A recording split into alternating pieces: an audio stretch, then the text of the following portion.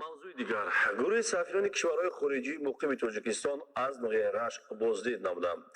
меҳмонон маконҳои сайёҳии ноҳияро тамошо карда, ҳамчунин бо хонандагони муассисаҳои таҳсилоти миёнаи умумӣ суҳбату вохӯриҳои судманд анҷом доданд. гузориши Идигули Маҳмуд аз ноҳияи рашт.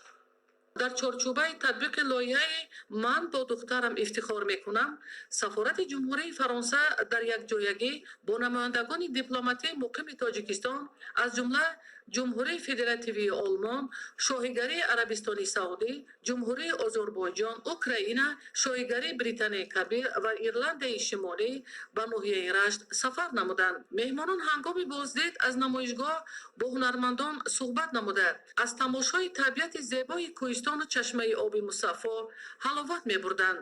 дар ин ҷо гулдухтарони раштӣ дар тан либосҳои зебоии миллӣ барои меҳмонон барномаи фарҳангӣ пешкаш намуданд, ки он таҷассумгари меҳру муҳаббат, ватандӯстӣ, табиати сарсабзу хуррам, дӯстию ваҳдати миллӣ, анъана ва меҳмондории тоҷикона буда, хотири меҳмононро хеле ҳам шод карданд.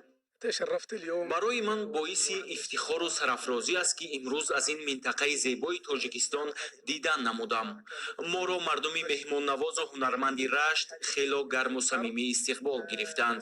дар баробари табиати зебои водии Рашт, ҳунари ин мардуми заҳматкаш ба ман хеле писанд омад. хурду бузург бо самимият сухан мегӯянд ва маълум аст, ки кору амалашон барои ободии ватан равона шудааст. мо ҳамеша дар байни шаҳрвандони кишварҳоямон тамошои ин водии сарсабзро таблиғ хоҳем кард, зеро биёянду ин манзараҳои зеборо аз наздик бубинанд ва ҳамзамон аз ҳунарҳои мардумӣ огоҳ шаванд.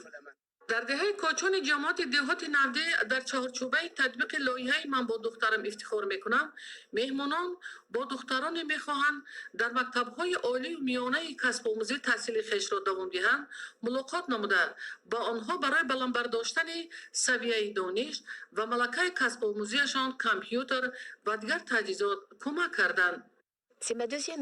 имрӯз мо бо як гурӯҳ сафирон дар ин минтақаи зебои Тоҷикистонем. ин сафари дуюми ман ба ноҳия мебошад, ки ман ба ҷавондухтарон дар рафти сафари пешинаам ваъда дода будам, ки ба ноҳияи Рашт боз меоям.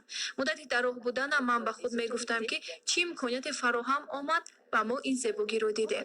мо ҳамчунин дар соҳаи сайёҳӣ ҳамкории дуҷониба дорем. Фаронса ва Тоҷикистон дар рӯзҳои наздик шартномаи ҳамкорӣ дар соҳаи сайёҳиро ба имзо мерасонанд. аз ростӣ минтақа яке аз зеботарин минтақаҳои Тоҷикистон мебошад ва сазовор аст, ки сайёҳони зиёд аз ин зебогӣ дидан намоянд. сипас дар толори маҷлисгоҳи мақомоти иҷроияи ҳокимияти давлатии ноҳияи Рашт мулоқоти намояндагони дипломатии хориҷи муқими Тоҷикистон бо хонандагони муассисаҳои таҳсилоти умумӣ баргузор шуда, шумораи зиёди онҳоро духтарон ташкил мекарданд. айни ҳол 337 нафар духтарони ноҳияи Рашт дар мактабҳои олии кишвар таҳсил намуда, аз ин шумора 108 нафарашон тариқи квотаи президентӣ ва 229 нафарашон аз тариқи маркази миллии тестӣ назди президенти ҷумҳурии Тоҷикистон дохил шуда, барои онҳо тамоми шароитҳои зисту донишомӯзӣ муҳайё мебошад, то хонда соҳиби касб шаванд. Идигули Маҳмуд, Додарҷони Мирзозода, барои барномаи ахбор аз ноҳияи Рашт.